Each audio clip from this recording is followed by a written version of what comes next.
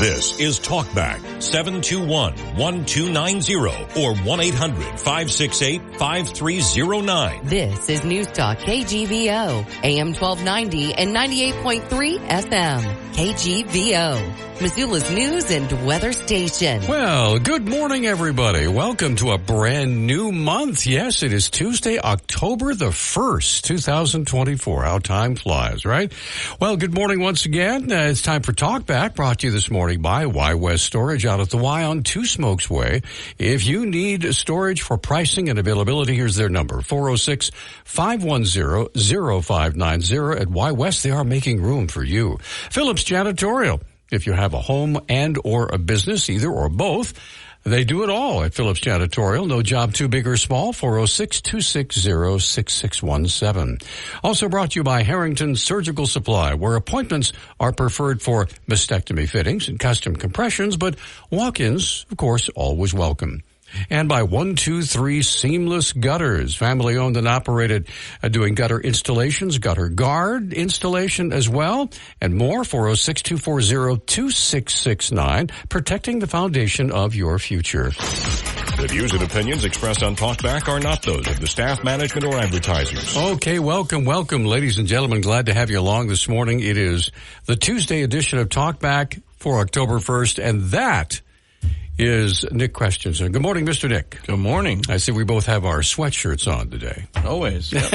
It's cold in this room. Every time. And anyway, I want to say welcome, everybody. We have a very interesting show for you. The Montana World Affairs Council on the radio will officially begin at 8:30, and Bob Seidenschwarz will be here in the studio with us. And we'll be talking with Robert Bryce. Now, Robert's been on the show before. He's an author and a journalist talking about energy and politics, kind of a fiery sort of guy, and we enjoy having him on. And so he's going to be with us from 8:30 until 10. But right now, for the next half hour, it is open phones. What is on your mind out there for this first half hour? There was a debate last night, in case you missed it. There was a debate last night between John Tester and Tim Sheehy. It was put together by PBS over at the University of Montana. And as all of those debates are, there was no crowd. There was no live audience. There was just a couple people admitted into the studio. I've been to these before. Only a couple people admitted into the studio, friends or family of the candidates. That and the moderators, and that was it. And they went at it hammer and tongs. So we'll have a report on that later on today on our website, and hopefully for tomorrow's news as well. So pretty hard-hitting debate. Nobody pulled any punches because we're getting ever so close to the election. So I hope that you will tune in and listen to what happened last night. So anyway, our phone lines are open at 721-1290. Mr. Nick, what's going on with you, sir? What's happening? I'm trying to put your story up. That's what I'm doing right now. So that people can read it quickly here. Yeah. All right. Well, the phone's already ringing, and give us a call. What's on your mind this morning? We'd love to hear from you. It is open phones, and then open phones will continue again till 8:30, and then we'll have Bob Seidenschwarz and his special guest, Mr. Robert Bryce, on the phone, who is an energy author and a journalist. He deals with primarily energy and some politics thrown in as well. I believe Dave is on the line. We have other calls coming in. So, Dave, good morning, sir. You are on Talkback. What's on your mind? Yes, I'd like to talk about Israel and Ukraine. Go for it. Israel is one of the richest countries in the world. It's top 25. Americans give Israel billions of dollars every year in foreign aid, and whenever their forever war starts up again, we send lots of more military equipment to Israel, and we Americans are happy to do that. We support Israel, but there's a lot of people, mostly Republicans, when it comes to Ukraine, which is a very poor country, being attacked. It's a whole different attitude. I mean, 80% of the money we send Ukraine actually stays in America, building equipment. So I just don't understand why, we can afford to send billions to Israel and not help Ukraine. in their fight against Russia. Well, the point is we are helping Ukraine. Now, there's significant opposition to it, but it doesn't seem to matter that money still gets there. Right. But, the next administration, it appears, the Republican Party, Zinke has stated that he wants to cut off aid to Ukraine. And, next administration, if it's Republican, appears to want to make a deal with Putin and give up a lot of Ukraine. And I just don't, why? Why is it so different? Sure, Israel needs help, but we can afford to do that, but we can't afford to help Ukraine into the future. All right, Dave, thanks for the call. We're up against a break. We appreciate it. We have Elena and Jeff both standing by. What's on your mind this morning? It's open phones from now until 8:30, and the phone line 721-1290, 1-800-568-5309, or, of course, if you'd like, use the KGVO app and hit the Message Us button, and we'll be happy to put your comment on as well. So we'll be right back with more calls on open phones after this. Why wait for... Most tax pros leave a message. It's Jane. I'm moving on to a TurboTax expert who beat your price. Adam Devine, tell him how I feel. Hey, tax pro, she's been thinking twice. Best believe TurboTax will beat your price. This is a tax break. Switch to a TurboTax Live expert and we'll beat what you paid your pro last tax season. Make the switch at TurboTax.com/beatyourprice. TurboTax full service only. Sign up by 12/20/2024 and file by 4/1/2025. Full details at TurboTax.com/beatyourprice. Dennis Bragg with the updated forecast. Sunny after a very cold morning with highs getting back up into the mid-70s today. Light and variable winds this afternoon, gusting to just over 20 miles per hour. Partly cloudy and milder tonight with lows in the 40s. Then more sun Wednesday with additional gusty winds in the afternoon. Widespread frost is possible again Thursday morning with lows in the 20s and 30s. But generally this nice mild weather to start October expected to last at least through the weekend. Hey, welcome back to Talkback. 721-1290 is the number. It's open phones for another about 16 and a half minutes. Elena is up next. Elena, thank you for holding, ma'am, through the break. What's on your mind? You're welcome. Thank you. First, two things. Yesterday, when Dr. Pat, is it Barkey? Patrick Barkey, B-A-R-K-E-Y, yes. Sorry, I try to... That's all right. Barkey.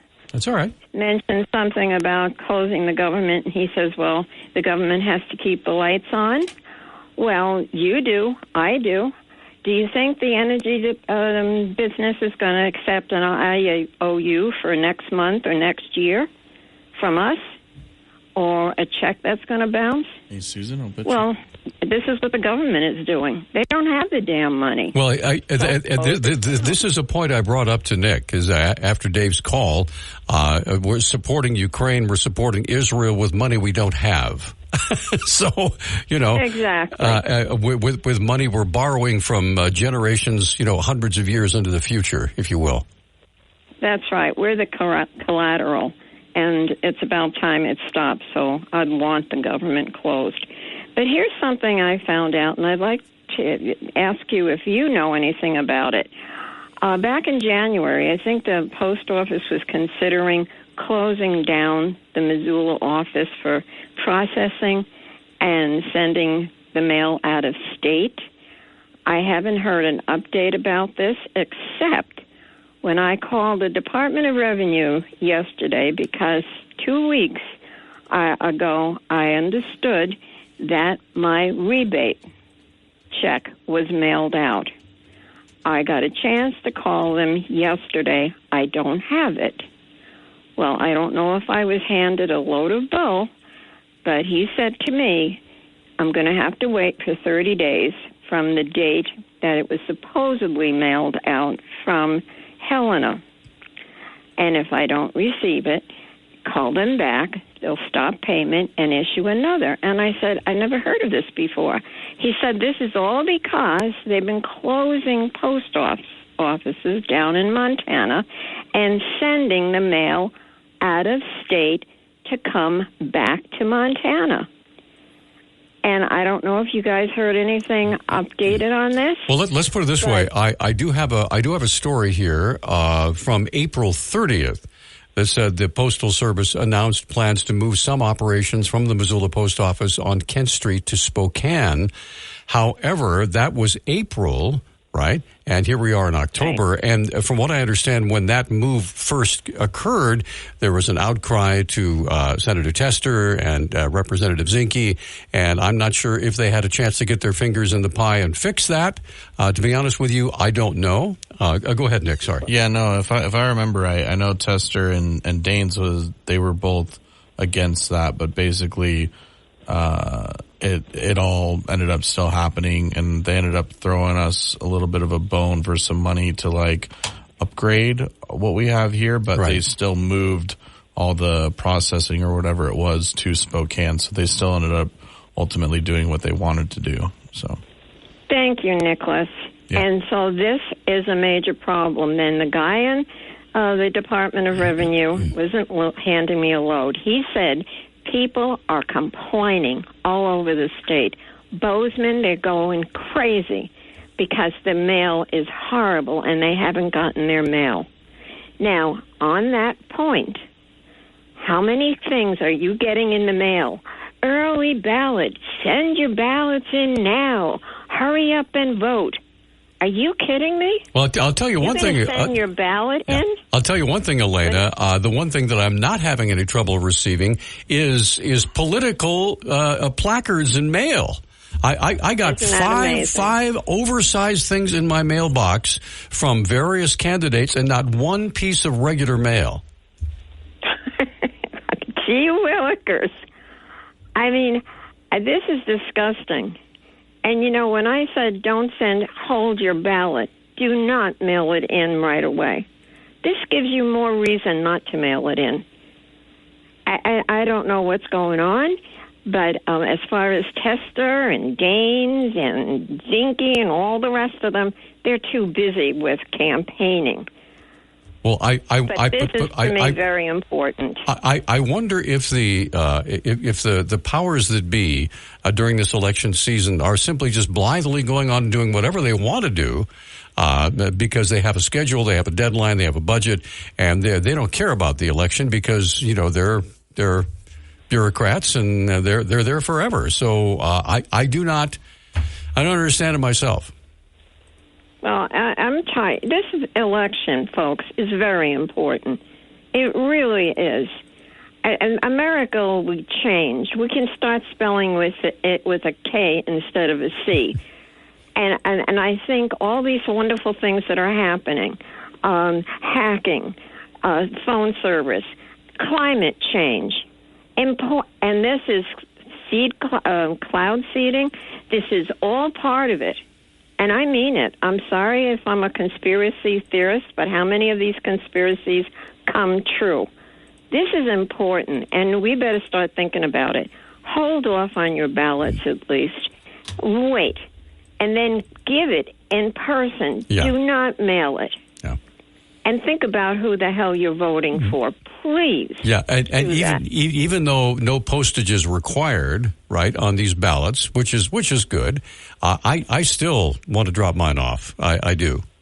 So, anyway. Good for you, Peter. And by the way, when I get it I don't get it. I go down. Not only do I go down, I observe that day on the count, and I'm one of the people that afterwards to confirm the vote. Gotcha. I'm sorry. There's mistakes that are made, and it's too important. We don't need any more mistakes. All right. Elaine, it's always a pleasure to talk with you. Thank you. Jeff and Susan are both waiting. Open phones for another, 10 minutes or so. We're expecting Bob Seidenschwarz to come strolling in just any minute because the Montana World Affairs Council, our special guest will be Robert Bryce, author and journalist specializing in energy and political issues. He'll be with us from 8:30 until 10 on Talkback with the Montana World Affairs Council on the radio. Back after this. Shop Macy's VIP sale going on now. Use your coupon or Macy's card and take an extra 30% off the latest fall trends from designers that rarely go on sale. And save 15% off skincare, makeup, fragrances, and more. Plus, shop fall specials for even more great deals on top brands at Macy's. Savings off regular and already reduced prices. Exclusions apply.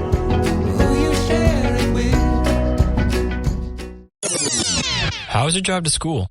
Let me tell you, I had to get my iced coffee first. I just can't seem to put it down. My favorite rapper just announced a tour. My phone was buzzing like crazy. I'm so excited. I had to text all my friends right then to talk about it. Then, someone started calling me and...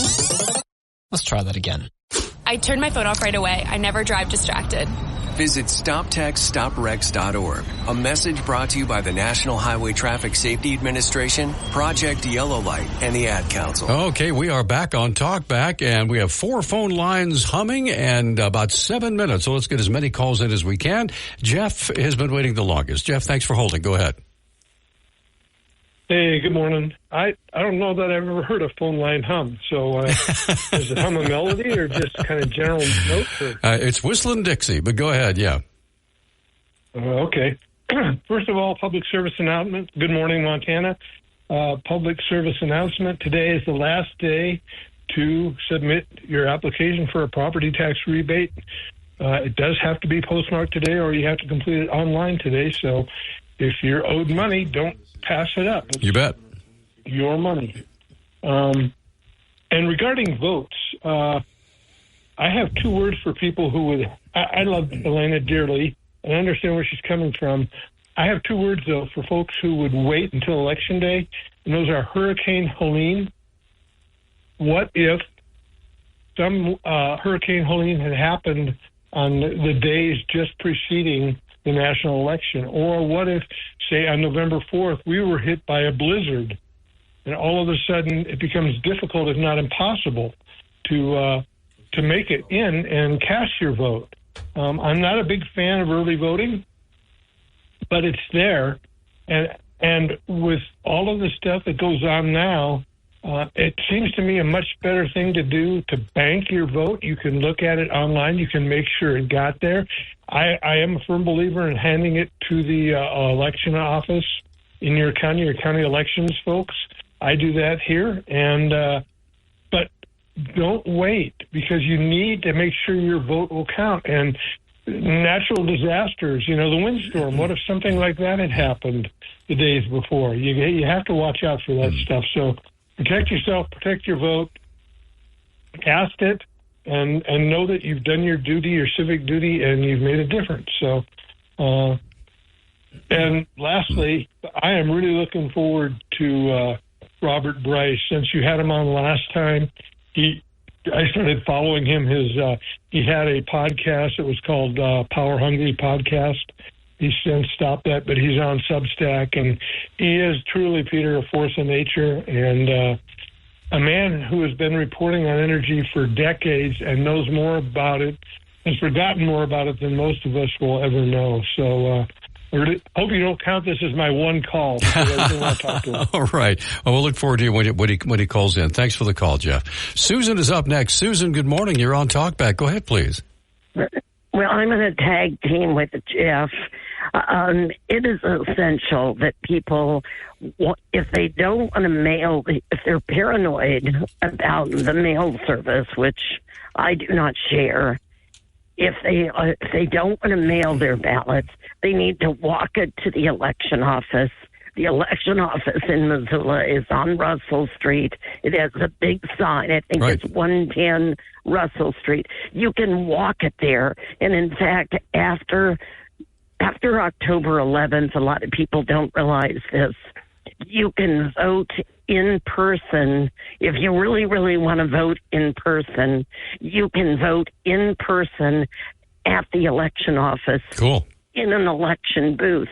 Okay, it's really important because last election, I actually had 3 friends of mine who died before the election. Wow. They had filled out their ballots, and they were going to ceremoniously walk in on the election day and turn it in, and they died. Wow. So it is really important to remember that things happen in your life, and if you've got a ballot, don't sit and let coffee spill on it and omelets and everything else. Get that thing in. Last night we had a debate party. We actually had some Democrats, mostly Republicans, and we had 65 people watching the debate. And the vote was in from the people who watched that both Tester and Sheehy did very well. And I agree with them. They both did very well. It was a rock'em sock'em debate, let me tell you. No, it was. It was a real debate. Yeah. And I think for people who wanted to see what the candidates really thought and really believed, they got a real good exposure to what they believed in, which is why I support Sheehy. But I think both men did a very good job, and I was honored to host that party because, like Talkback, you allow people to express their opinions, and that is what America is so far all about. Susan, we got to get some more calls in before. Early. Thank you. Thanks for the call. Thank you. Let's get Catherine up next. Catherine, good morning. What's on your mind? Go ahead, please. Good morning. I will make this very quick. I sent you a couple of articles. I saw them. Yes. John Kerry, who is the climate czar for the he's a special envoy for the president for the climate. He gave a speech at the World Economic Forum the other day and talked about how we need to overthrow or we need to get rid of the First Amendment to the Constitution, the one, regarding free speech, because that free speech is standing in the way of their ability to govern. And I just wanted to point out that these are the people that are, the voices are getting extremely loud in the political elite for cutting off the ability of people to actually express their opinions if the government disagrees. Politicians ranging from, Camilla, who said, if you don't police your social media platform, we will hold you accountable. Tim Walz, there is no guarantee to free speech. Hillary, Americans could be criminally charged for misinformation. Wow. So, this is what's going on, and Catherine. It's happening. Thanks for the call. Let's try to get one more call in. Rick has been waiting quite a while. Rick, we'll let you slide in under the wire. Go ahead, sir. What's on your mind, please? Hey, just for Dave, some information. $64.1 billion has been sent to Ukraine since Russia invaded. Since 1947, the United States has given Israel $158 billion. Ukraine is surrounded by NATO allies, which are definitely for Ukraine. Israel, well, we know what they're surrounded by. And I think that the money that we send to Israel is some of the best money spent. And if he thinks that the Republicans are abandoning Ukraine, they have allies around them. Even if it is the case, which I don't believe it is, the Republicans are abandoning Ukraine. I think Israel is much more needed with our support and money than Ukraine because they have allies around them. Thank you. All right, thanks for the call. And with that, we're closing down open phones, and we're going to have the Montana World Affairs Council on the radio. Bob Seidenschwarz and Robert Bryce are both on the phone with us today, so we'll get to that when we return after this quick time out. Hey, this is Shop Macy's VIP sale going on now. Use your coupon or Macy's card and take an extra 30% off the latest fall trends from designers that rarely go on sale. And save 15% off skincare, makeup, fragrances, and more. Plus, shop fall specials for even more great deals on top brands at Macy's.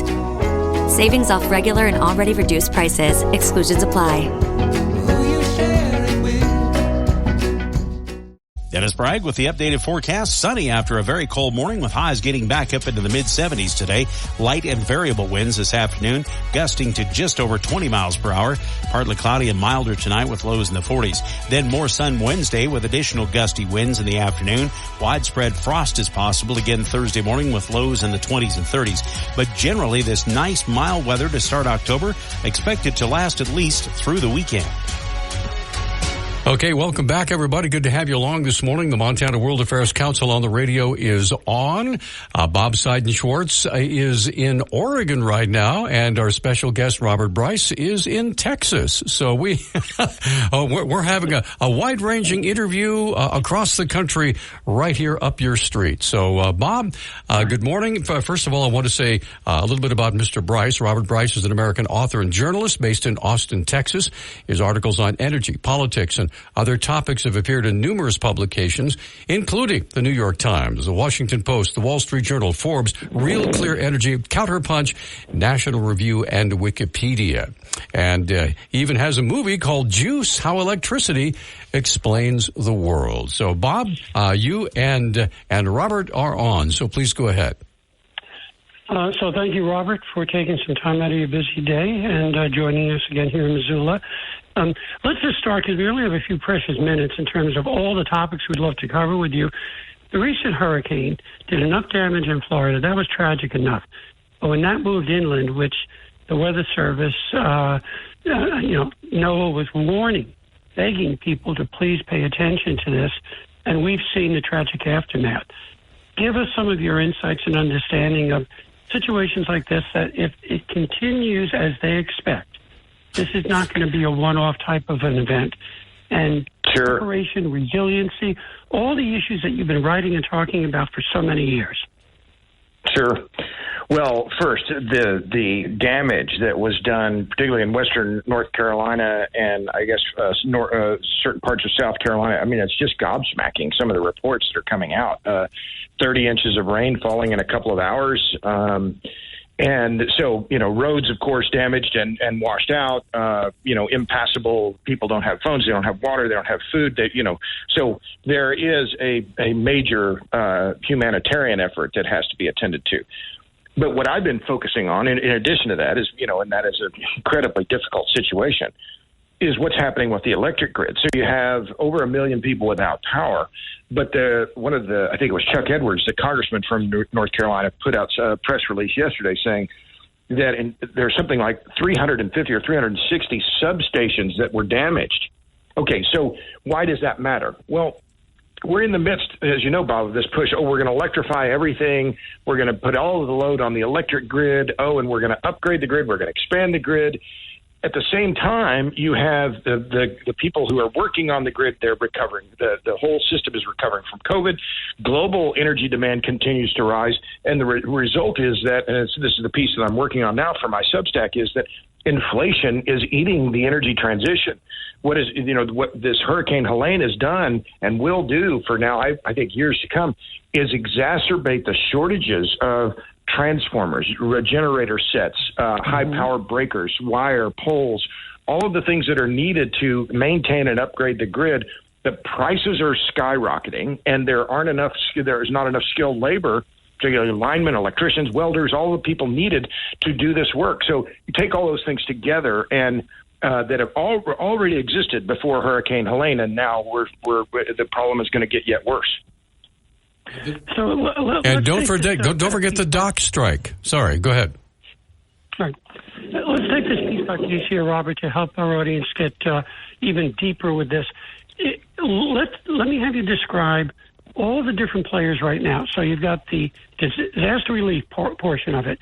You've got your governors. You've got your, all the representatives, utility people. You've got the green, all these folks. Will they sit down and look at a situation like this and have an honest and open discussion? Because if they're promoting and saying, hey, this is not a one-off, we're going to have this as a result of global warming, then that's saying that these type of events are going to continue to happen in the duration and size that we've recently witnessed. Well, I think that's an interesting point, Bob, and also a good point about the dock strikes, right? So now we're facing an infrastructure issue, transportation issue on top of this recovery from this weather disaster. But what pops in my head first, Bob, when you say that is, okay, so, what is my position on climate change? Climate change is a concern. It's not our only concern. We have to balance whatever action we take on decarbonization, et cetera. We have to balance that with all the other needs in society, and particularly when it comes to energy affordability, resilience, reliability. So, but to your point, the push is on from a lot of very powerful pressure groups to add more wind and solar to the electric grid. Well, my response is, if we're facing more extreme weather, the last thing we should do is make our grid more dependent on the weather. We need weather resilient generation and transmission. We need weather resilient systems, not weather dependent ones. And yet that's where all the incentives are, especially under the Inflation Reduction Act. So I think there is more sobriety coming into the thinking in policymakers about the electric grid and where we're going. There should be. But, remember, there are tens of billions, hundreds of billions of dollars at stake now. So there are vested interests at play who want to make sure that the Inflation Reduction Act is not affected, that these subsidies continue to flow. But the grid is our most important energy network. It is the mother network, and it is being undermined by bad policy. And gentlemen, with that, we're up against commercial breaks, but every 10 minutes, we're going to take a break. And by the way, the phone lines are open. We have a great conversation just getting underway with Robert Bryce, along with Bob Seidenschwarz, both remote today. We're going to come right back after this timeout. Small businesses are the heart of America. Like you, these entrepreneurs started out with a dream and a drive to build a better life. If you have a small business idea to grow or challenge to face, you don't have to go it alone. Since 1964, SCORE has helped millions of entrepreneurs build their businesses. Today, they are the nation's largest nonprofit source of expert mentoring, resources, and education. Whether you're starting out, building back, or have worked at it for years, SCORE will match you with specialized mentors. Our thousands of volunteers provide the guidance and connections you need for free.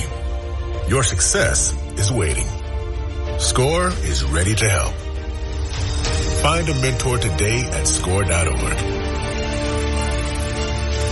Hey, welcome back to Talk Back. We are back. This is the Montana World Affairs Council edition on the radio. Bob Seidenschwarz joining us from Oregon. Robert Bryce joining us from Texas. Gentlemen, please continue. Yeah, Robert, I gave you several different questions off air. If you would please address those. Well, sure. So let me just give you some, the reporting that I've been doing lately. And, I write, by the way, exclusively on Substack now, robertbryce.substack.com. And the piece that I'm working on now, I just published a piece on nuclear energy. And, that's gotten a lot of play, a lot of press from Microsoft and their deal on 3 Mile Island and Amazon and at Susquehanna, the nuclear plant there. But what is the part of what's happening now that I've heard over and over again traveling across the U.S. this year, and I do a lot of public speaking and talking to people that are on the ground that are in the electric industry, is that the inflation that is underway in the electric grid and has been underway now for a couple of years, it really is gobsmacking. So to give you one example, talk to a major engineering firm. They bid a natural gas power plant, everything in the plant, the building, the pad, all the circuitry, et cetera, except for the prime mover. That is the generation set itself. 20 months ago, they bid $400 million. They just turned in the final bid $700 million, a 75% increase in less than 2 years. I talked to a manufacturer that manufacture large gas-fired generators. Their prices are up between 50 and 75% in the last 3 years. And their wait time, this is the key. So now Hurricane Helene is going to make this much worse. The wait time for high-power transformers is now 4 years. The same goes for high-power breakers. And so there's no way to hurry that up. You can't just, flip a switch and say overnight we're going to produce more of these very specialized machines. And if you don't have the high-power transformers, you don't have the high-power breakers, and if you don't have the people, you're not going to make this expansion of the grid. At the same time, we have to maintain the aging grid and repair what the damage at Hurricane Helene and these other natural disasters that are occurring. So it is very clear, and the headline that I'm thinking about is that inflation is eating the energy transition, and I think that's exactly what's happening. So with the materials you're describing, here's my question. Are we manufacturing all those materials here for everything that's needed to get that transformer and breaker system online? No. Or are we continuing to get the materials from numerous places outside the U.S., which is another dimension of problems? Yeah. Well, and that's a really good point. So, for instance, in talking to the people who are in the business, right, of building power plants, what has happened, and one of the reasons why now there's a 4-year wait for new large gas-fired generators, gas turbines, is that the Saudis just ordered, I think it was 8 gigawatts. So they're upgrading their electric grid and installing a massive amount of new generation. Well, so the U.S. is not alone. Even if we were self-sufficient, we're not in these, and I'll talk about that in a second. But we're seeing a global increase in demand for all of this utility kit at the same time where, you know, the climate activists are saying, oh, electrify everything in the U.S. Well, they don't understand or don't care that the system that they're talking about is absolutely massive. And so it's not going to be expanded quickly. But to your specific question, the high-power transformers are almost all built overseas. We build virtually none of them in the United States. And so, and that goes to the point that this is an international market. And even if the high-power transformers were available, we could be outbid by the Koreans, by the Saudis, by the Chinese, by whoever to put in that infrastructure. So who are the producers outside the U.S. that are making this equipment, and are they good allies, or are they potentially problematic in terms of what happens when you have disruptions because of political, economic, or any other reasons? Yeah, well, that's a good point. And there's been a lot of concern about importing some of these transformers from China because China makes them, and whether they would insert some kind of monitoring device or some kind of Trojan horse. So there's been a lot of concern about importing any of these high-power transformers from China. Germany is also a producer, and if memory serves, South Korea as well.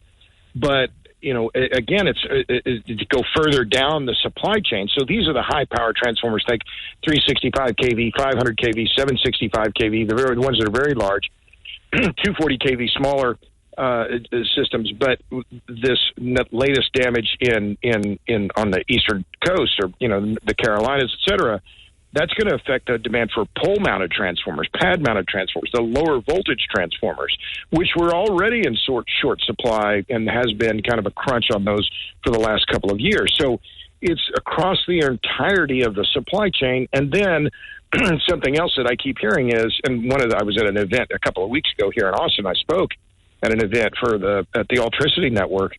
And I was talking to some of these engineering firms, and here's the punchline. They said, if we had the parts, we don't have enough people. And if we had the people, we don't have enough parts. So, you know, this was before the hurricane. So, again, this goes to the point that, you know, these systems are so big and so complicated, you're not going to make them expand very rapidly.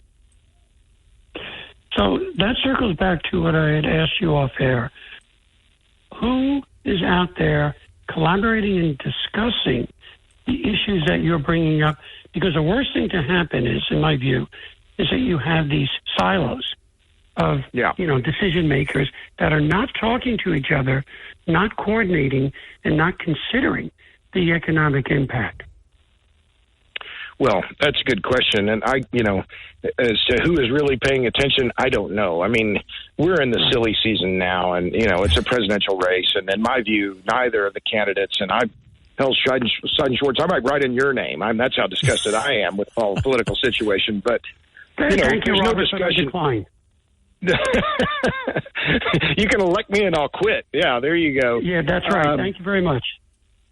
But, you know, why aren't they talking about the national debt? Why aren't they talking about infrastructure? Right. Why aren't they talking about the electric grid? Instead, it's this. Well, I won't go into it. I mean, I just watch it with horror, right? Because they're ignoring the issues that I see as the most important, and, you know, bring it down. I'm from Oklahoma. I live in Texas, but the fentanyl crisis, the opioid crisis, killing in Oklahoma alone over the last 4 years, 3,000 people dying of overdoses. Why is no one talking about this? I mean, our politics are deeply broken. But if I were going to name the three things that worried me the most, it's our infrastructure, the national debt. You know, we're paying more on debt than we are for national defense. I mean, you know, so these issues that we're discussing now, I think, should be front and center. But of course, they're not, because they're not the easy ones that you're going to say on the stump that are going to make people say, oh yeah, you know. Instead, it's, oh, don't vote for Trump, he's an idiot, and then Trump says, oh, vote for her, she's an idiot, and it's just like, you know.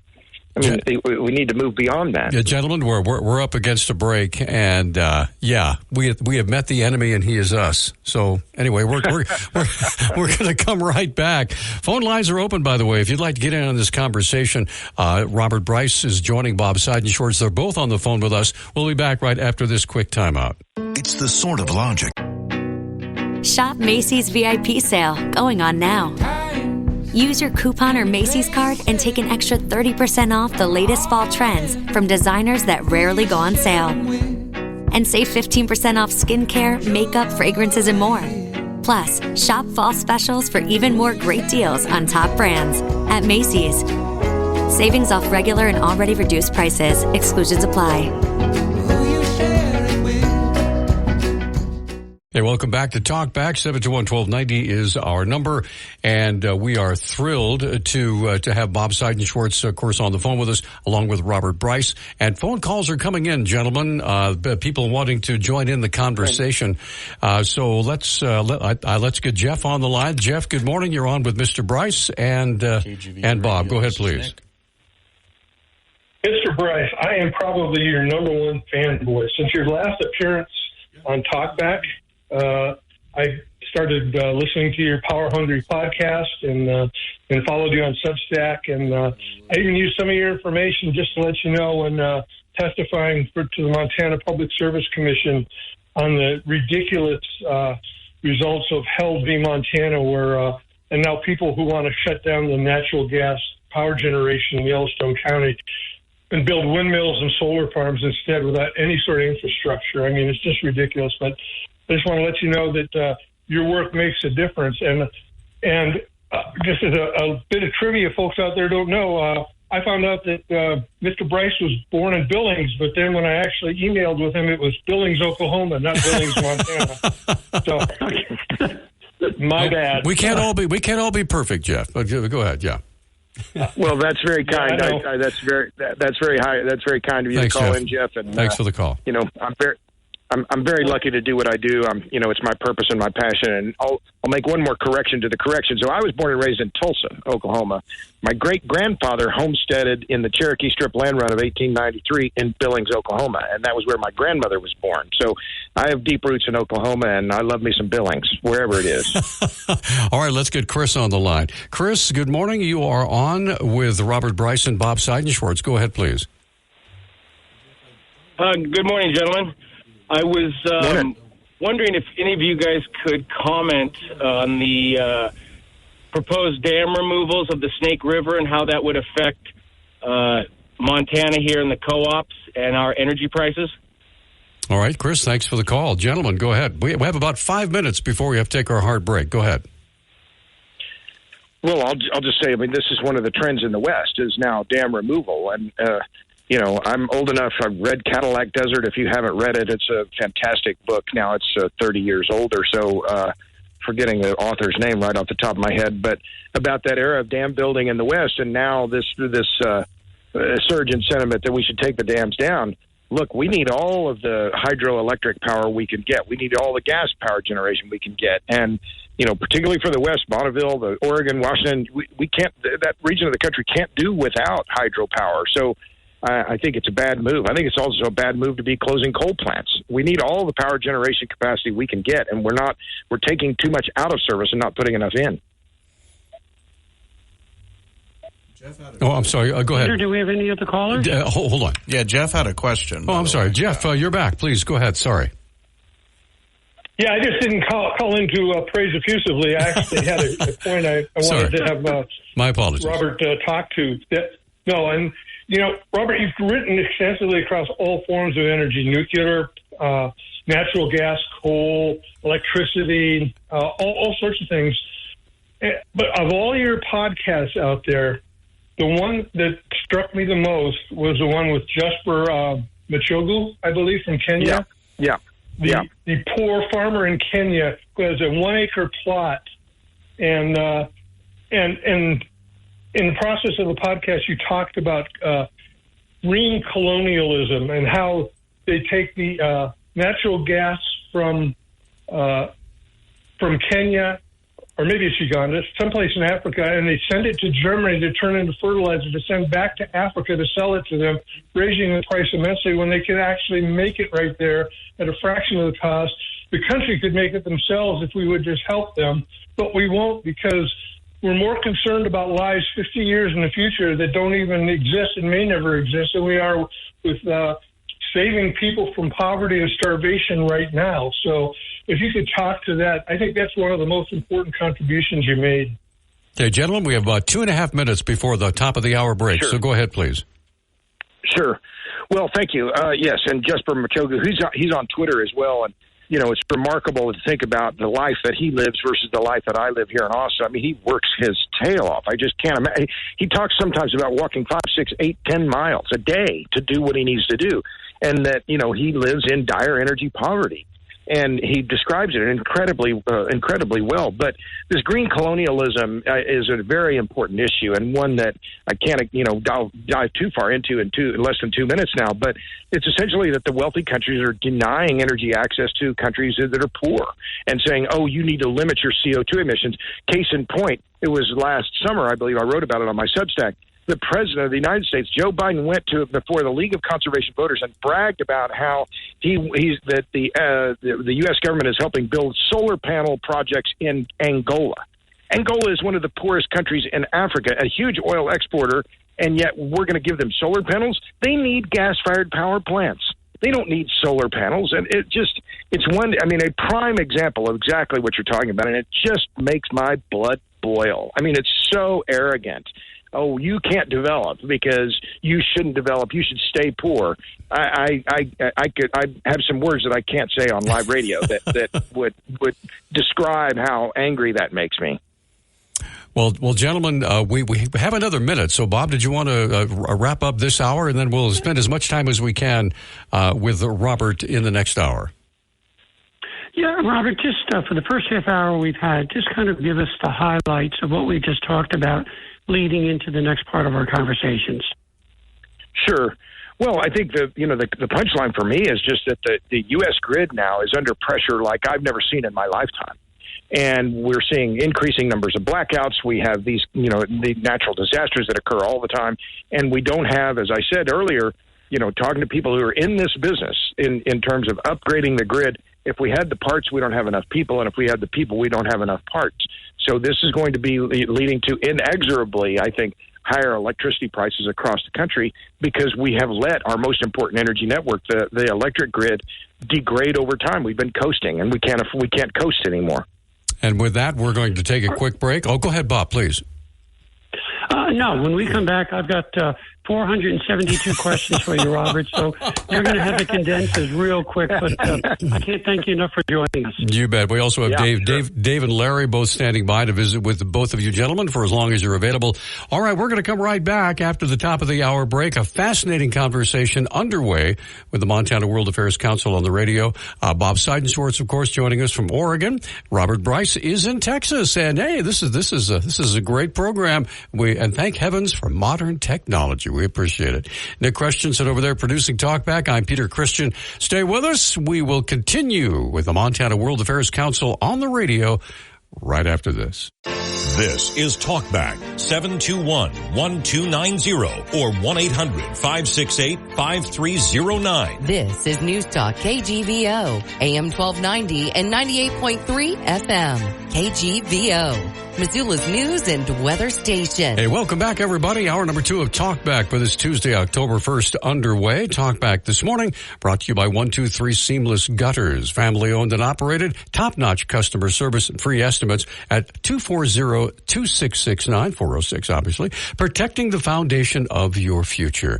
Also brought to you by Y West Storage out at the Y on Two Smokes Way for pricing and availability. Here's their number, 406-510-0590, because at Y West we're making room for you. Phillips Janitorial does both residential and commercial cleaning. Their powerful steam extraction method, no job is too big or small, 406-260-6617, and by Harrington Surgical Supply. You can feel confident in their discreet and knowledgeable guidance on a multitude of products and medical supplies. The views and opinions expressed on Talkback are not those of the staff, management, or advertisers. Hey, welcome back, everybody. It's the Montana World Affairs Council on the radio, and joining us on the phone. First of all, that's Nick Christensen. Hey, Nick, how you doing? Good. He's been busy answering the phone, getting lots of folks on the line who want to talk with Bob and Robert. So, gentlemen, you are back on. Robert Bryce, author and journalist, talking about energy, and, of course, Bob Seidenschwarz joining us from Oregon. So, gentlemen, take it away. Good. Well, thanks. Well, Bob, we just talked offline just a minute ago about natural gas, and I'm adamantly pro natural gas. I've been saying the same thing for now a decade and a half. Natural gas to nuclear is the way forward. What I am concerned, though, and it's relevant to Montana and North Dakota, is that we're becoming too dependent on gas in the electric grid, and that we should maintain a diverse portfolio, including our coal plants. And unfortunately, due to a regulatory onslaught and frankly, lower cost natural gas, a lot of utilities are closing their coal plants. I think it's a bad move. But just for perspective, since Enron, the failure of Enron, my first book was on Enron now 22 years ago, called Pipe Dreams. The amount of gas we're burning for electricity has doubled. And so now 43% of all the electricity in the U.S. is coming from gas.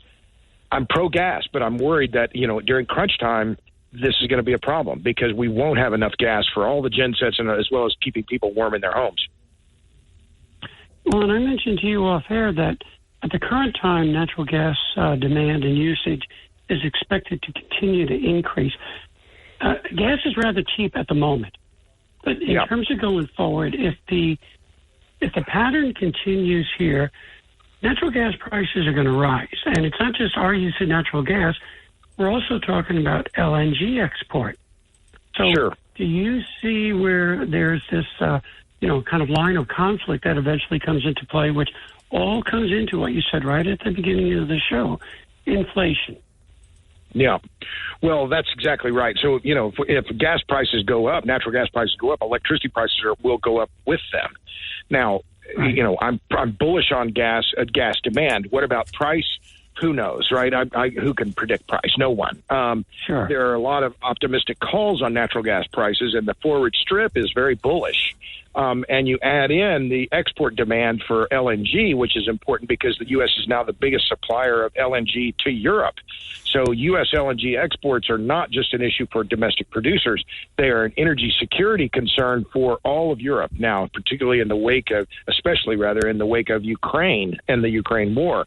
So the U.S. gas market has become integrated into the global energy market, and we can't forget that. And unfortunately, this administration has been playing games with it and, causing, this pause on LNG export permits, which is just harebrained from the beginning.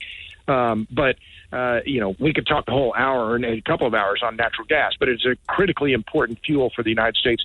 The U.S. is a natural gas superpower. So I want to come back to the LNG issue, but I believe, Peter, you've got a couple of callers. Is that correct? Yes, we do. Let's get Dave. Has been waiting quite a while. Dave, good morning. You're on with Robert and Bob. Go ahead, please. Yes. I'm an old boilerman. I've spent my whole working life on boilers and some of the time on gas-fired generating plants. And, I agree with 100% of what you had to say so far, but when it comes to coal, coal is a very expensive power plant to operate. I mean, every few years you have to retube it. There's grading problems because the coal is so full of so much slag. I mean, there are very high expenses when running a coal-fired plant, and it's not economical at this moment in time. Maybe if you need to keep them online, we're going to have to subsidize them like crazy to make them economically operable. So in my view, we should be transitioning to nuclear and getting away, because coal is just not going to be economic for a long, long time. Okay, Dave, thanks for the call. Gentlemen, your thoughts? Well, it's interesting, especially to get his view, given that he works on these machines. And I agree with you. Coal plants are expensive to operate and maintain, and there's simply no doubt about it. The things that I would add to that are this, which is, yes, relatively high price. One of the things that's been good in the hurricane area on the East Coast or in the Carolinas is that the coal ash ponds have not broken, right? So we don't have a problem, at least so far, with that ash, and that is another downside of using coal. I would add, though, that the United States has more coal reserves than any other country in the world. We're not just Saudi Arabia of coal. We're the whole OPEC of coal. We have more coal than any other country in the world by far, and yet we're not going to use it. I just think that's a strategic mistake because we need a diverse portfolio until we can get our nuclear plants up and running. Now, that's another discussion. I just finished a piece on my Substack, robertbryce.substack.com, which I said nuclear now, ? because we've had some positive momentum and traction on nuclear recently. But bringing nuclear back in the United States won't be quick, cheap, or easy. That industry withered over a period of decades. It's going to take decades for it to come back. So what do we do in the meantime? We have to maintain a diverse portfolio. And it's clear, what's interesting, too, about Microsoft and Amazon and Oracle all saying they're going to use nuclear power and the restart of the Palisades plant in Michigan is that it's a tacit admission by these energy-using giants that solar and wind aren't enough. So I think we are seeing a massive shift in sentiment toward nuclear, but let's not kid ourselves about what it's going to require to get to nuclear deployments at scale in the United States. It won't, again, be quick, cheap, or easy. With that, we're up against a break. We're coming right back. Larry, Nancy, and Harry are all waiting to visit with you, gentlemen. For as long as we've got you, we'll try to get as many calls in as we can. I know, Bob, you have questions as well. We're going to come right back after this. Our special guest, Robert Bryce, continuing in a moment. Shop Macy's VIP sale, going on now. Use your coupon or Macy's card and take an extra 30% off the latest fall trends from designers that rarely go on sale. And save 15% off skincare, makeup, fragrances, and more. Plus, shop fall specials for even more great deals on top brands at Macy's. Savings off regular and already reduced prices. Exclusions apply. Dennis Bragg with the updated forecast. Sunny after a very cold morning with highs getting back up into the mid-70s today. Light and variable winds this afternoon, gusting to just over 20 miles per hour. Partly cloudy and milder tonight with lows in the 40s. Then more sun Wednesday with additional gusty winds in the afternoon. Widespread frost is possible again Thursday morning with lows in the 20s and 30s. But generally this nice mild weather to start October expected to last at least through the weekend. We are back. The Montana World Affairs Council on the radio, joining us on the phone, Bob Seidenschwarz and Robert Bryce, our special guest. Gentlemen, should we take another call? Let's get some more calls. Larry is up next. Larry, good morning, sir. You're on Talkback. Go ahead. Good morning. Regarding the conversation about nuclear power and the 3 Mile Island plant and some of these others, who owns those plants now, and is it up to Congress to set the priorities of where that power goes? It seems to me that if Microsoft or somebody wants to rehab that, does Congress have the right to say you have to use a certain percentage of that power that's produced to provide firming power into our failing electrical grid to keep the lights on for the whole country rather than use this for your own personal AI use? And I just wondered if you had any comments about that. Sure. Yeah, I'll jump in there. So the deal that was made is a bilateral deal between Microsoft and Constellation Energy. Constellation is going to spend about $1.6 billion refurbing and rehabbing, I think it's Unit 2 at 3 Mile Island, and bring it back online in, they expect, 2 years or so? So that's all going to be behind the meter. Microsoft is going to take all of the power coming from that refurbished power plant. Now, they could later sell that power into the grid because, remember, Constellation is a nuclear utility, and they can sell their power to whomever they like. So Congress has no say in that. But one other quick point, which you didn't ask, is that, okay, so that the big tech, Oracle, Amazon, Microsoft, now they're saying, oh, we're going to be first in the queue to take this power. Remember, that doesn't affect then the rest of the grid and all the power demands coming from everywhere else, with its EVs, heat pumps, the electrify everything push. It's going to do nothing for the broader grid. Well, thank you. All right, thanks for the call, sir. All right, let's get another one on. I believe Nick's on the phone right now. I'm sorry, go ahead, please. Oh, we have Denise. Denise, good morning. You're on Talkback. Hi, what's on your mind, man?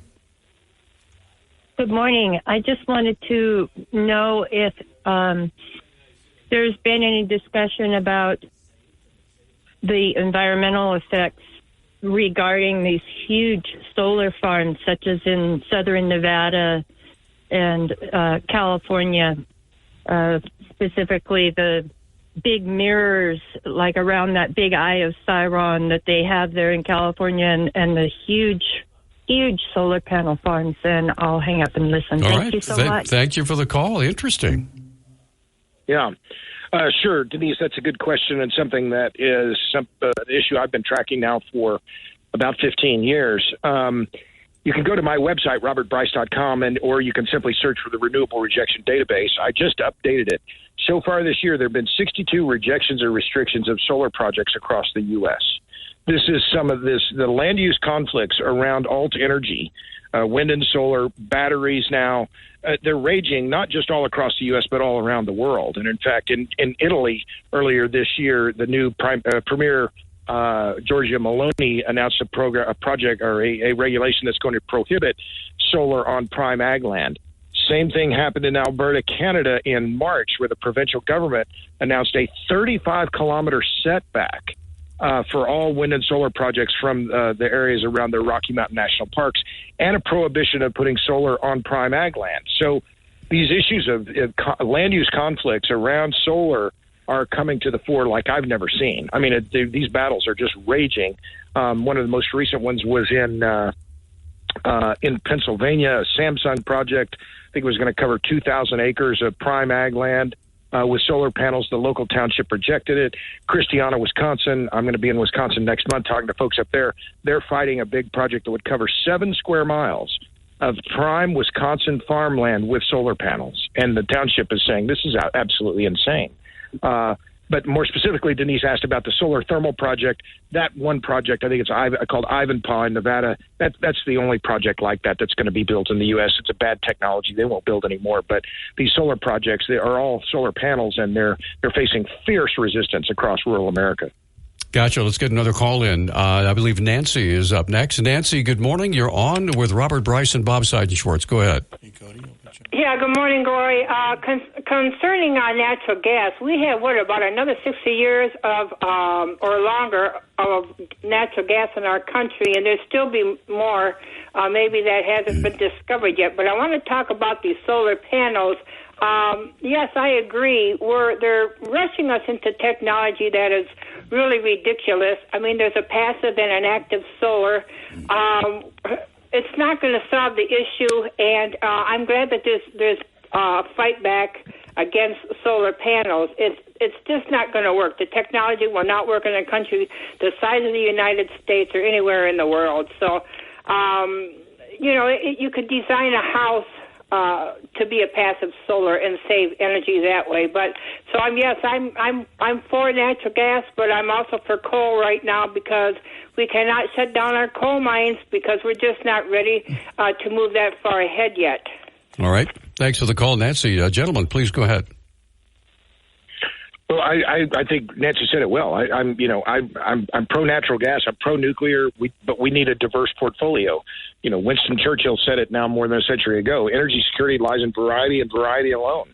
So I recognize the problems with coal. There are several of them, right? And the air issues, the CO2 emissions, the ash. Those are all real concerns. I'm not denying any of them, but we cannot just rush willy-nilly ahead to a weather-dependent electric grid. That is a recipe for disaster. And I'm not the only one saying this. I'm just really repeating what the Federal Energy Regulatory Commission a year ago May. They testified before the Energy and Natural Resources Committee saying this very same thing. So these are real issues, but they're not getting the attention they deserve. And with that, gentlemen, we are up against another break. 721-1290, Harry and Cody are the final 2 callers so far that are still with us who want to visit with Robert Bryce and Bob Seidenschwarz. Back after this.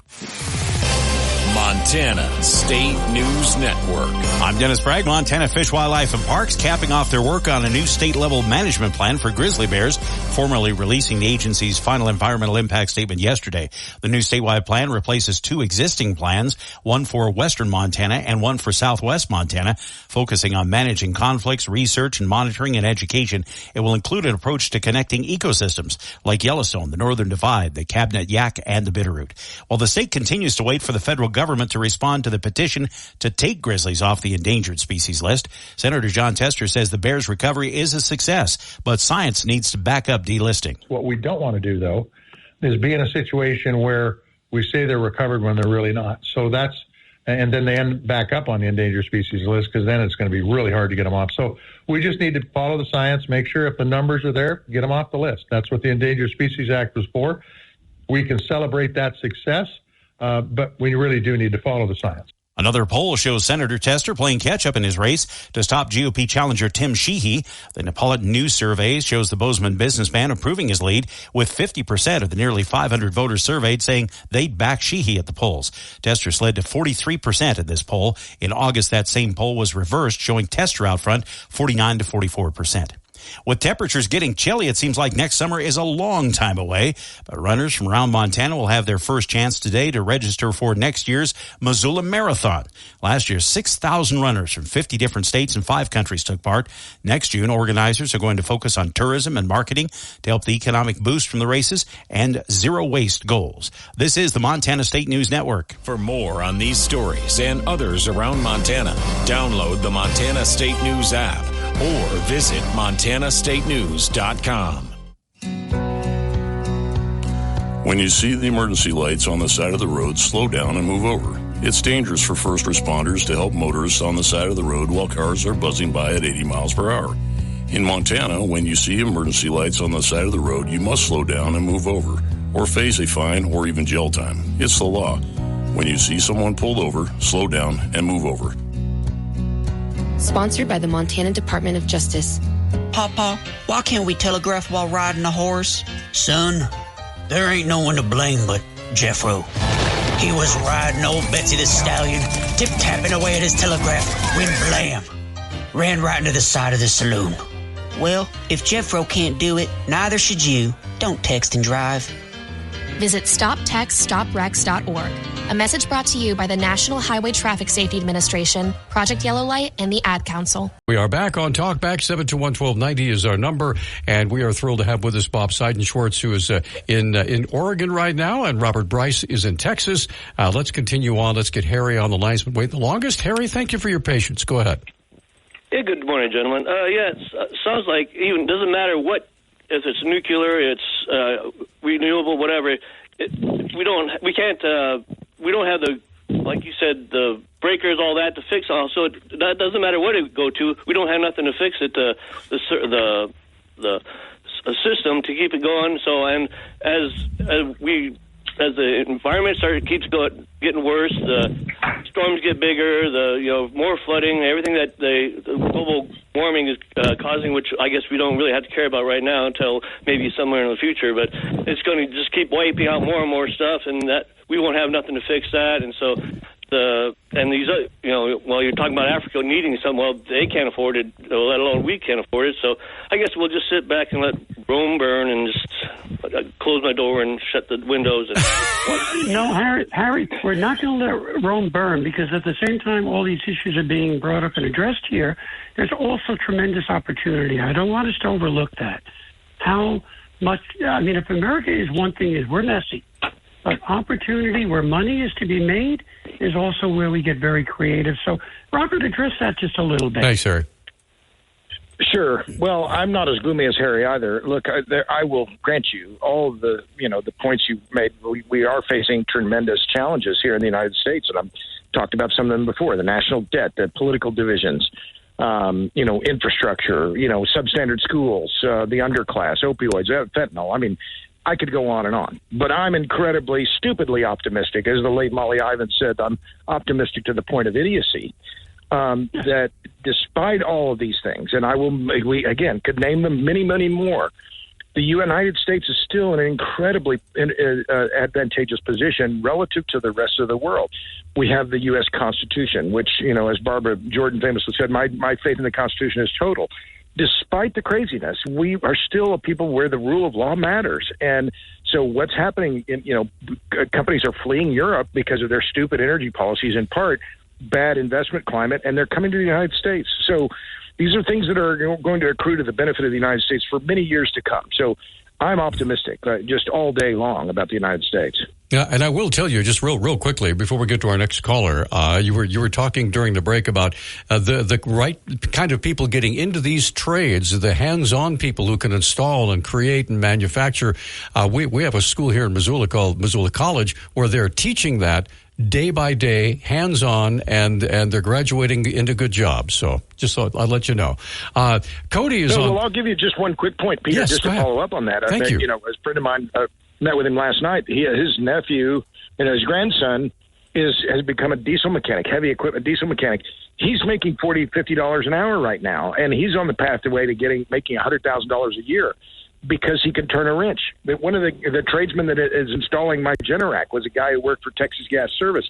He's a young guy. He's married. He has a child. He's 22, and he's making $60,000 a year turning a wrench for the gas company. You bet. But he said he used to work for TSA, and he said, I hated that job. I love this job. So, all right, let's get Cody on the line. Cody, good morning. You're on with Robert Bryce and Bob Seidenschwarz. Go ahead. Hey, thanks for taking my call. So, as usual, I called with one comment, and then now I got derailed a little bit. So now I got a comment and a question. As I understand things with global warming, I wish everybody could understand this. We will not be able to do anything about global warming until we get India, China, and Russia on board. Until they get on board, nothing will happen with global warming. If you don't get them on board, then we cannot. There's nothing America can do to reduce emissions enough to help with global warming. And as long as we are in debt to the amount that we are, we will never be able to get them on board. So until we get our debt and our government spending under control, there's nothing that can happen. So I wish so much that the people can understand that. And please correct me if I'm wrong, but that's how I understand things. I'm not the expert y'all are. But that's my first comment. My second question is, in terms of renewable energy being solar and wind, there was a documentary I heard maybe 7 years ago, and I don't know if this is still accurate, but solar and wind at the time of the documentary, they did not even provide enough power to pay for the lease on the equipment. So all that equipment is leased. No one's buying it. No one owns it. Well, GE does. But as I understand things, the power does not even provide, or the equipment does not even provide enough power to pay for the lease, which is why our energy bills have gone up so high, because they've added the extra onto our energy bills, onto our electric bills. And at the time of the documentary, it was a strange coincidence that most of the politicians that were voting in these renewable energy processes were also heavily invested in the companies that provide the equipment lease. So I realize that's a lot. Please tell me if I'm correct and if I need to adjust my knowledge on those things. Thanks for taking my call. Yeah. All right. Thanks, no Cody. Gentlemen, go ahead. Well, the energy return on energy invested on I think is the term of art that you're getting to, but I don't think your information on that is correct. These projects, solar and wind, they take these turbines, the panels, takes a lot of energy to produce them, but they pay back the energy that's required to produce them in fairly short order. Now, I'm a longtime critic of wind and solar, don't misunderstand, but I think what that claim is not correct. But to your first point, you're absolutely on target, and I just updated the numbers. I'm adamantly pro-nuclear. China is building more nuclear capacity than any other country in the world. India is the second biggest builder right now of new nuclear capacity. But in both places, the amount of coal-fired capacity that is under construction in India and China is more than 5 times the capacity that they're building in nuclear.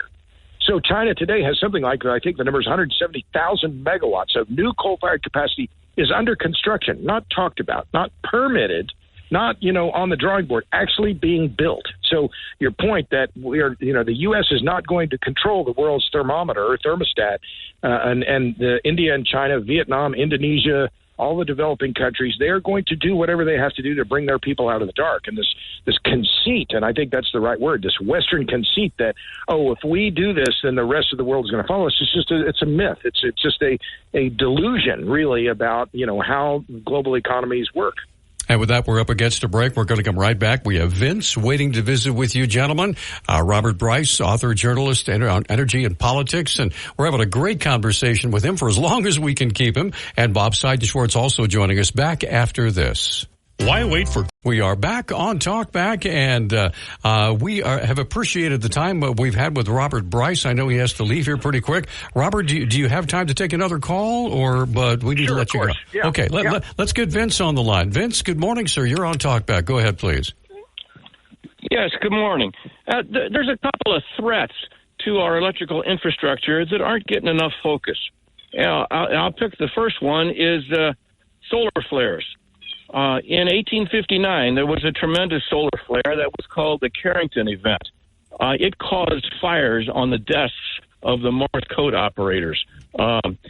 If such an event were to occur today, it would have devastating effects on the large bulk power transformers.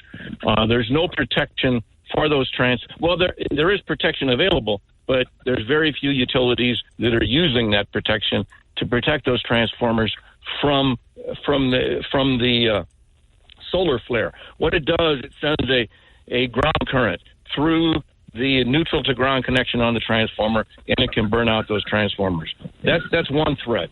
Another threat that's not getting a focus is from a bomb that could explode over the Midwest.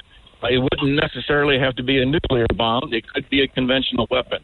But in the atmosphere, it could destroy all the electronics over much of the United States. Either of these events, either a bomb over the Midwest or a solar flare of the size that occurred in 1859, could shut down the web. Could shut down the grid. The grid, right. For a period of months, possibly years. If we burned out the many of the large bulk power transformers, and as you mentioned, the delivery time is in years now. In that amount of time, the EMP Commission has estimated that 90% of the U.S. population would die, not from. Can we let Robert address Vince, that question? We got to let you go because Robert has to go. But Robert, if you could address that before we let you go, sure. Please. Well, look, I can give you a whole bunch of scenarios that'll scare your pants off, and the EMP is one of them, and the Carrington event I'm well familiar with, and electromagnetic pulse. But if an adversary has a nuclear weapon and could create an EMP, we have other concerns besides the grid, because there's going to be a mass casualty event caused by the nuclear explosion. So there is some attention being paid to this issue, maybe not enough. People have installed Faraday cages, to protect their electrical equipment. It's a concern. If I'm going to add one more, it's, some yahoos with high-power rifles and their ability to disable large power transformers. So there are many scenarios I could give you that would, again, be very dire and very scary. And the EMP issue is only one of them. All right, let's try to get one more call in. Mike, good morning. Sure. You are on with Robert Bryce. Thank you. Go ahead. Yeah, I just have a quick comment. What I see is we're consuming too much. We waste too much. People seem to think this consumption makes our lives better, yet no one's happy. Okay. Thanks for the call. All right. So I'm happy. I'm insanely happy. I don't right now. Yeah, I don't waste any energy. I use just the right amount. But I understand that school of thought. But if I could just make a couple of quick comments, because it's been great to talk to you all this morning. Just quick couple of plugs. One is my Substack. It's robertbryce.substack.com. I write almost exclusively on Substack now. I write what I want, when I want, how I want, and just wrote a piece about nuclear, writing a piece about inflation in the grid. I have a new docuseries that's out called Juice, Power, Politics, and the Grid. It's a 5-part docuseries. It's available for free. I said free. Didn't I say free? It's free. Go to juicetheseries.com. Peter, did I mention juicetheseries.com? I hope I mentioned juicetheseries.com. I think you mentioned that. I think we're good. Yeah, and it's free. Okay. It's free. It's free on juicetheseries.com. Right. Well, it's always a delight to have Robert on. And Robert, thank you so much for spending. I know you didn't plan to spend this much time with us, but we deeply appreciate it. And any final words for our audience? We've got about 2 minutes here before we have to take a break. So if you would like to... Let me put it to Bob. Bob, was there something else you wanted to talk about then? Or we covered a lot of ground. No, Robert, we've covered a lot of ground, and we could go on, but I know you got to get going because you want to build resiliency in your own home. So, I'll end with that. So what am I doing? I have a tradesman here. He's installing a Generac. I'm getting a 22-kilowatt system installed at my house because I've experienced grid blackouts here in Austin, Texas. But I'm one of many people who are seeing the faltering grid. And so, I decided to, one quick story. So I talked about it with my wife a few months ago, and she said, well, I don't really want to spend that money on that. It's like $16,000. And I said, well, I don't really either. But she says, if we don't get it and we have a blackout, you're going to blame me. So we have to get it. So, oh my gosh. So that's where, after being married 38 years, this is the way it happens. Well, let's put it this way, Robert. You're as married as I am. So, yeah. Well, it's been a pleasure, gentlemen. Let's do it again. Robert. All right, Robert. Thanks so much. We'll talk soon. Thank you so much. All right. So Bob Seidenschwarz is still with us. Bob, you want to hang with us till 10? Yeah, I'll hang with you for a few more minutes here, Peter, because, look, you guys do such a great job here, and being able to get Robert on to bring these issues to the fore. And, we've been talking about this, and I've had various guests on for a number of years, and you just have to keep doing this so people start to understand what we're up against. And it's not insurmountable, but make no mistake, it's going to be a massive challenge. And it is something that I'm hoping. I know the University of Montana is investing a lot in their technological programs right now, training people to do exactly what Robert is speaking about, to be able to go out there and make a good living by using their hands and using their minds. So, yeah, anyway, we're going to come right back. By the way, Bob's going to be with us for a few more minutes. 721-1290 is our number. We'll just consider this open phones from here on in. So if you have something on your mind that you want to talk about, we'd love to hear from you right after this. Here's a question for you. Shop Macy's VIP sale going on now. Use your coupon or Macy's card and take an extra 30% off the latest fall trends from designers that rarely go on sale. And save 15% off skincare, makeup, fragrances, and more. Plus, shop fall specials for even more great deals on top brands at Macy's. Savings off regular and already reduced prices. Exclusions apply. Haley, Ukraine thing again. Sure, they spend $100 billion to Israel, and I support all of that. But that doesn't include all the military aid we've sent over there during their wars that they've had. At one point, we emptied out all our warehouses of equipment and sent over there in just a few days. But the Ukrainian thing seems to be a whole different attitude. The $60 billion that we sent to Ukraine, that wasn't $60 billion sent there.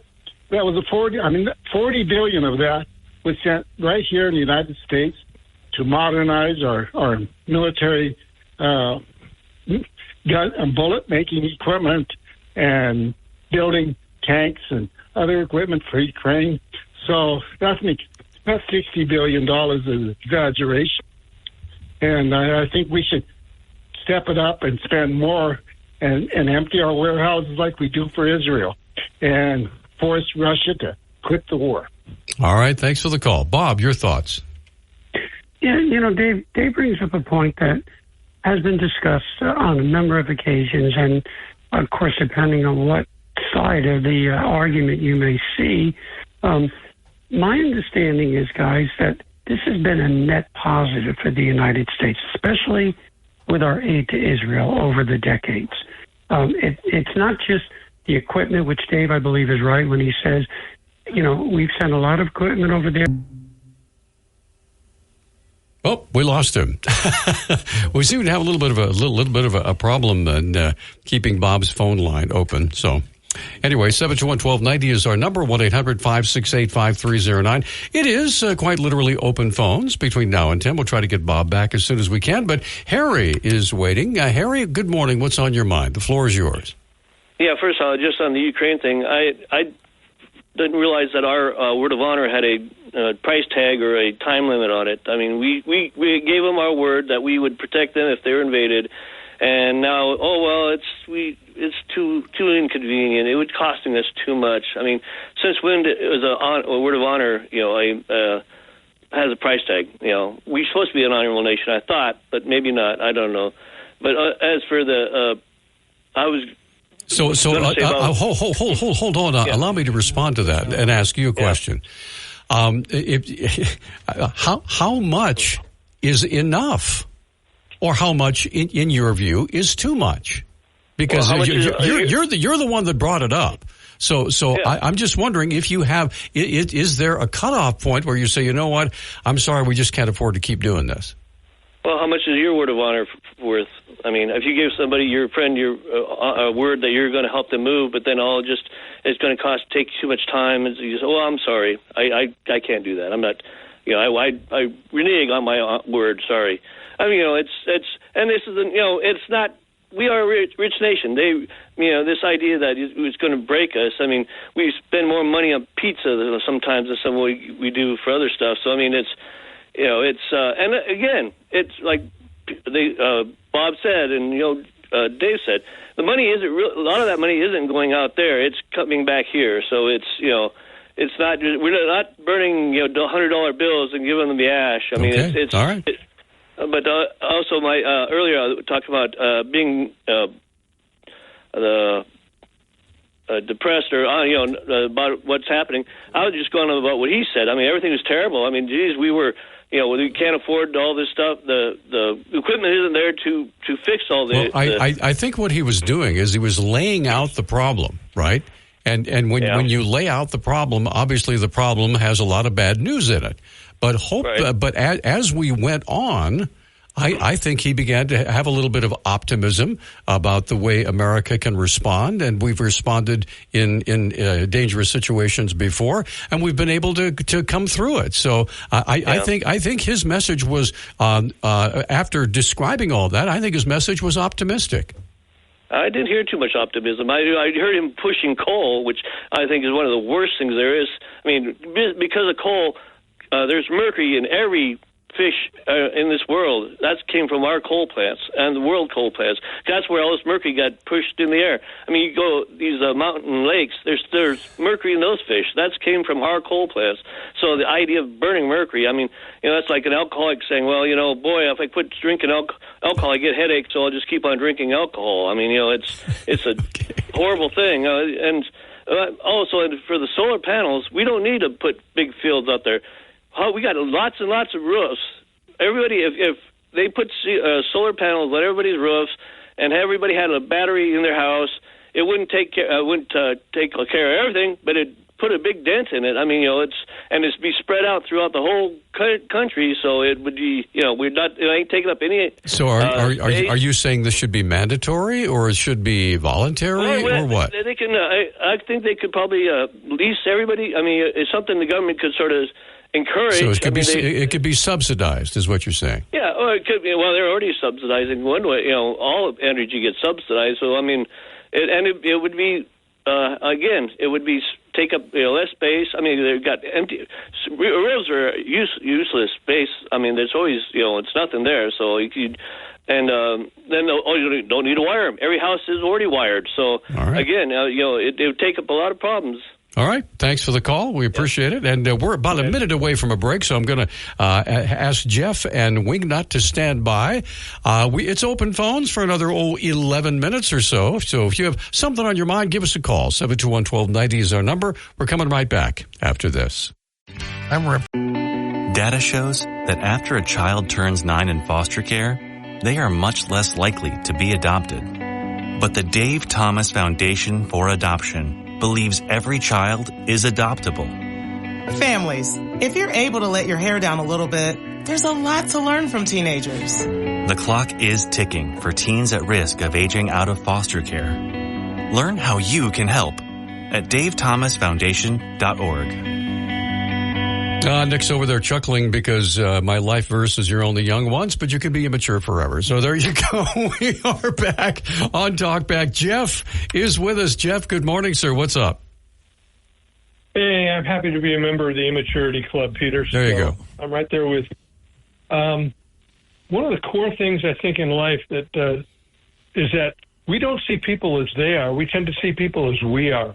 So anybody who would hear Robert Bryce as a downer is listening to Robert Bryce through their own filter.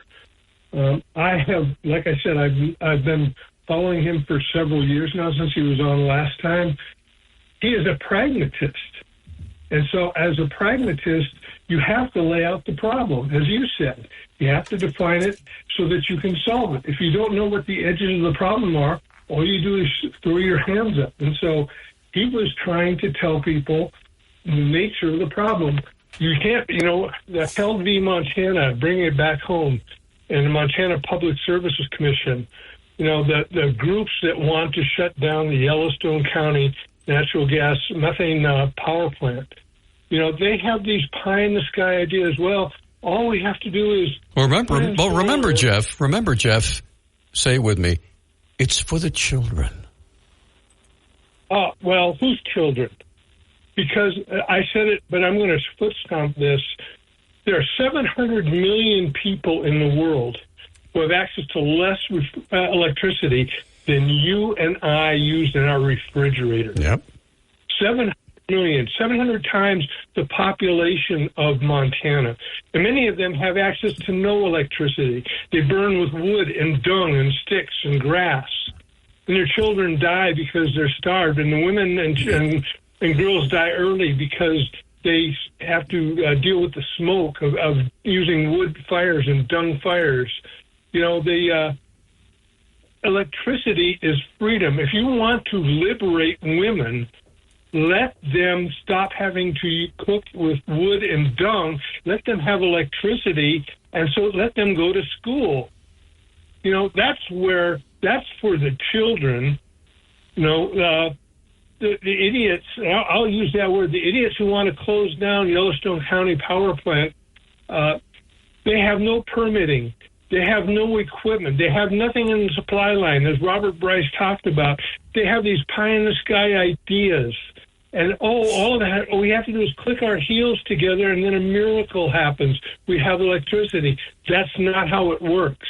He didn't have a chance to talk about it, but there's a special kind of iron that you need to make the cores for transformers. There's one company in the United States that makes that right now. There's one. And they're at max capacity. Where does the rest of it come from? Overseas, China, Vietnam, all sorts of other places. But there is no easy solution. But just to bring this back home, unless you define the problem, you can't solve it. And that's all Robert does, is try to tell us what the problem is so that we can solve it. It's not just to be Debbie Downer. It's to solve the problem. So thanks. All right. Thanks for the call, Jeff. Appreciate it. Let's get to Mr. Wingnut. Mr. Nutt, good morning. What's on your mind, please, sir? Well, good morning.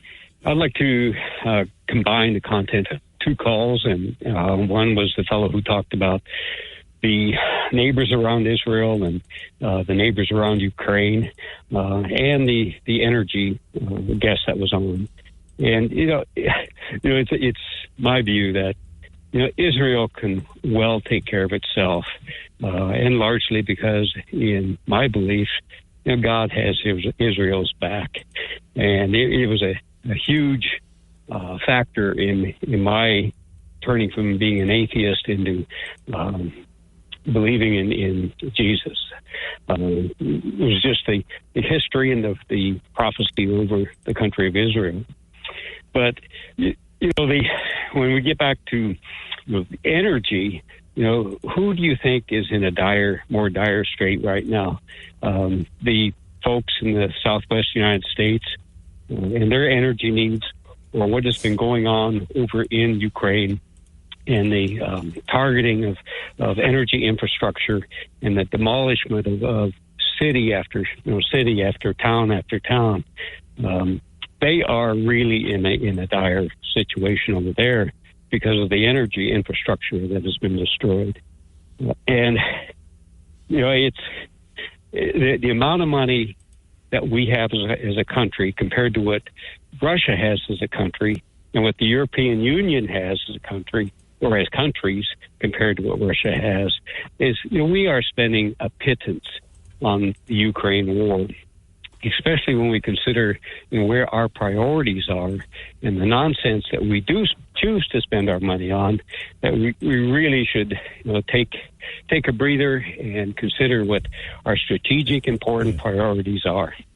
And that's my spiel for the morning. Thanks. All right. Well, Mr. Wingnut, always a pleasure to hear from you. Thank you. We appreciate it. All right. We have about, 3 minutes, 2.5 minutes left in our time together. If we time for one more quick call, if you'd like to call in, we'd love to hear from you. And again, a big thank you to Bob Seidenschwarz with the Montana World Affairs Council and Robert Bryce.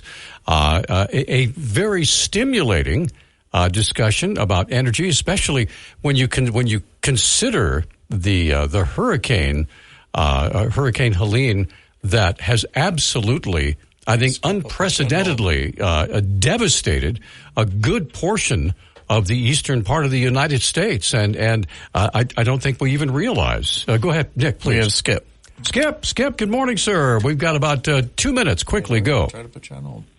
Yeah, thank you. That's why I just called in.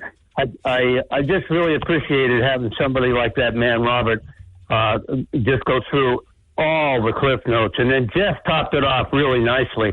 But I want to encourage people, if you get a chance to get together with your neighbors even, build a Faraday cage. It can be so wonderful for all of you to put your electronics in, a replacement electronic parts, and get some good conversation going about the possibilities of what can happen, whether man-made or God-made, was I'll just say EMP, and it's a wonderful experience. I've participated in 2 large Faraday cages down here in the Bitterroot, and it can be a really good experience, and it turns into a real learning experience. So I heard the man talk about that once, but it can be a wonderful thing. If in case something bad happens, at least you have some replacement parts all ready for you. Thank you, sir. All right, thanks for the call. Do we have time to get Larry on? Oh, let's give it a shot. Larry, you got about a minute. Go quickly. Yeah, just a quick comment. The head of the BLM, Tracy Stone Manning, has put together a proposal to take about $12 million of BLM, or 12 million acres of BLM land, and use that to build solar panel farms. Wow. And we've been fighting especially in eastern Montana, a compromise for protecting the sage grouse. Larry, we are completely out of time, my friend, but thank you so much for the call. We'll pick this up later, okay? All right, so Nick, what's coming up on tomorrow's fabulous show, sir? From 8 to 9, we'll have the county commissioners with a couple guests talking about the floodplain mapping update. Ooh, yeah. And then from 9 to 10, we'll have Erin Olson. She's running for clerk of the Montana Supreme Court, who we had to reschedule from last month, so she'll be on the phone with us. Okay, and again, thank you to all of you who called in this morning. Thanks to Bob, thanks to Robert, thanks to everybody. You guys always make it a great show. We appreciate you joining us. So we'll see you tomorrow morning at... Most tax pros leave a message. It's Jane. I'm moving on to a TurboTax expert who beat your price. Adam Devine, tell him how I feel. Hey, tax pro, she's been thinking twice. Best believe TurboTax will beat your price. This is a tax break. Switch to a TurboTax Live expert and we'll beat what you paid your pro last tax season. Make the switch at TurboTax.com/beatyourprice. TurboTax full service only. Sign up by 12/20/2024 and file by 4/1/2025. Full details at TurboTax.com/beatyourprice.